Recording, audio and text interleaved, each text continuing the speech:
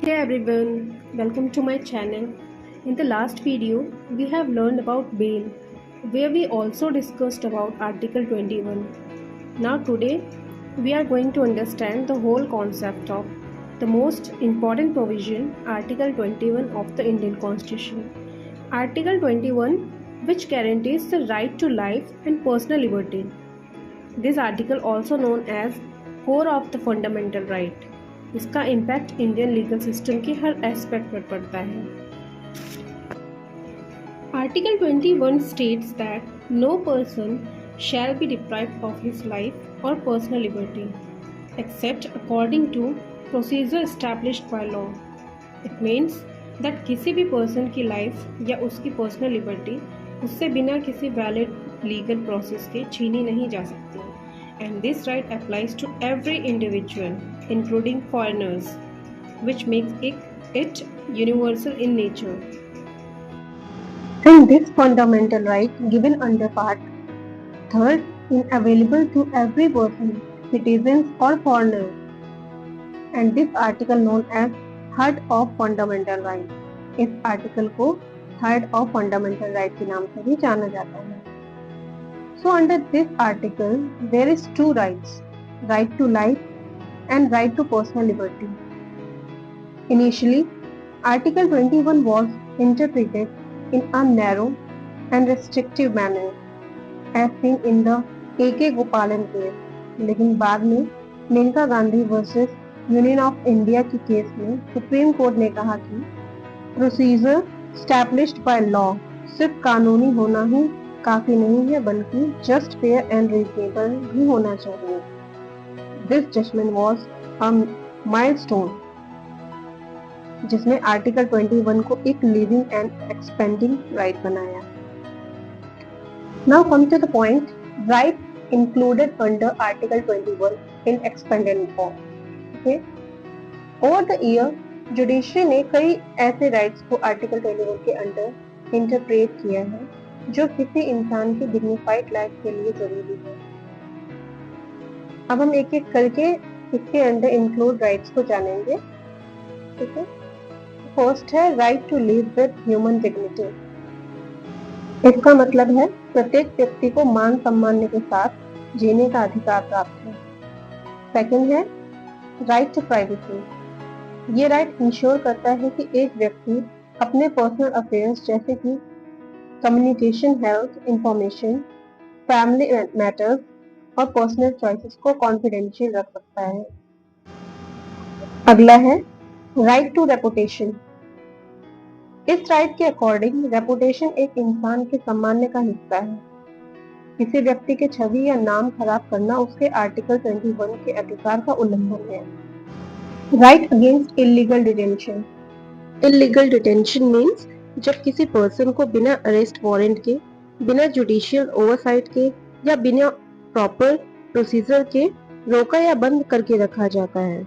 इसका मतलब है कि किसी भी व्यक्ति को बिना कानूनी जस्टिफिकेशन के या बिना ड्यू प्रोसेस फॉलो किए जबरदस्ती अरेस्ट या डिटेन नहीं किया जा सकता. इलीगल डिटेंशन के अगेंस्ट सेफगार्ड्स क्या है? सो इसके सुरक्षा उपाय है कि rights to be informed of grounds of arrest, यानी कि जिस पर्सन को अरेस्ट किया जा रहा है उस पर्सन को किस लिए अरेस्ट किया जा रहा है उसे वो रीजन पता होना चाहिए, मतलब वो ग्राउंड्स उसे पता होना चाहिए. सेकंड है right to consult and be defended by a legal practitioner. Third is right to be produced before magistrate within 24 hours, यानी कि 24 घंटे के अंदर उस पर्सन को मजिस्ट्रेट के सामने प्रोड्यूस होने का हक है. Fourth is right to file habeas corpus petition. अब हैबियस कॉर्पस पिटीशन क्या होता है? इसका मतलब होता है प्रोड्यूस द बॉडी, यानी कोर्ट से डिमांड की जाती है कि इलीगल डिटेंशन में रखे व्यक्ति को तुरंत कोर्ट के सामने लाया जाए. Next is right to speedy trial. इसका मतलब है कि कोर्ट केसेस में अनावश्यक देरी नहीं होनी चाहिए. ठीक है. Next is right to legal aid, यानी कानूनी सहायता का अधिकार. जो गरीब और असहाय लोग हैं उनको मुफ्त में वकील और लीगल सपोर्ट मिलना चाहिए, क्योंकि बिना एडवोकेट के फेयर ट्रायल बिल्कुल भी पॉसिबल नहीं है. अगला है right to free legal services. This right is essential component of Article 21 and also directly recognized under Article 39A of Indian Constitution. इस राइट का कोर ऑब्जेक्ट है कि जस्टिस सभी के लिए एक्सेसिबल होना चाहिए, चाहे उसकी इकोनॉमिक या सोशल कंडीशन कुछ भी हो। अगर किसी पर्सन के पास एडवोकेट हायर करने की फाइनेंशियल एबिलिटी नहीं है तो स्टेट की ड्यूटी है कि उसे लीगल एड प्रोवाइड करे, और वो भी free of cost. Next is right against handcuffing. So handcuffing without legal justification violates the rights to dignity and personal liberty under Article 21. Next right is right against torture and inhuman treatment and right to travel abroad. Next is right to livelihood.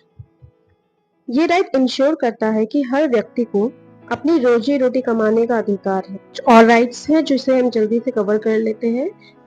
Next is right to shelter, right to health and medical care, right to clean environment, right to education up to age 14, and right to die with dignity, right to sleep, right to safe working conditions, right to clean water and air, right to protection from noise pollution. Okay, तो ये है rights जो कि article 21 में included है। अब आते हैं इम्पोर्टेंट लैंडमार्क केसेस पर। ठीक है, जजमेंट्स देखेंगे हम। फ्रांसिस कोरलाई मोलिन का केस है जो, तो इस केस के माध्यम से कोर्ट ने ये क्लैरिफाई किया कि आर्टिकल 21 का जो स्कोप है वो सिर्फ फिजिकल सर्विलेंस तक लिमिटेड नहीं है, बल्कि उसमें human dignity, medical care, nutrition और बेसिक ह्यूमन इंटरेक्शन भी इंक्लूडेड है। ठीक है, दूसरा केस है ओल्गा टेलिस का। तो ओल्गा टेलिस के केस में सुप्रीम कोर्ट ने ये रिकॉग्नाइज किया कि right to livelihood is an integral part of the right to life under article 21। Right. Third case जो कि बहुत इंपॉर्टेंट है, जस्टिस के.एस. पुट्टास्वामी का केस। इस केस में लीगल इशू ये था कि राइट टू प्राइवेसी कॉन्स्टिट्यूशन के अंतर्गत एक फंडामेंटल राइट है या नहीं। ठीक है, तो सुप्रीम कोर्ट के 9 जजेस की जो कॉन्स्टिट्यूशनल बेंच थी, उन्होंने मेजॉरिटी में ये फैसला दिया कि right to privacy is a fundamental right under article 21 of the Indian constitution. इस केस के बाद राइट टू प्राइवेसी एक आर्टिकल 21 के अंदर फंडामेंटल राइट बन गया। ठीक है, नेक्स्ट केस इज चमेली Singh versus state of UP. This case is declared that right to shelter is an essential part of the right to life under Article 21 and cannot be denied without due process and rehabilitation. Right. और अगला case है पश्चिम बंगा खेत मजदूर समिति का case. तो ये case right to health and medical care की बात करता है। ठीक है, तो जिसमें आर्टिकल 21 के अकॉर्डिंग स्टेट संवैधानिक रूप से बाध्य है कि वह हर जरूरतमंद व्यक्ति को, विशेषकर जो आपातकाल स्थिति के दौरान, समय पर मेडिकल केयर प्राप्त कराएं। Subhash Kumar versus state of Bihar. इस केस में सुप्रीम कोर्ट ने डिक्लेयर किया कि right to live includes the right to enjoy pollution free water and air for full enjoyment of life. Next case is Mohini Jain का केस। तो मोहिनी जैन के केस में राइट टू एजुकेशन के बारे में बात की गई है, जिसमें सुप्रीम कोर्ट ने कहा कि right to education is a fundamental right under article 21।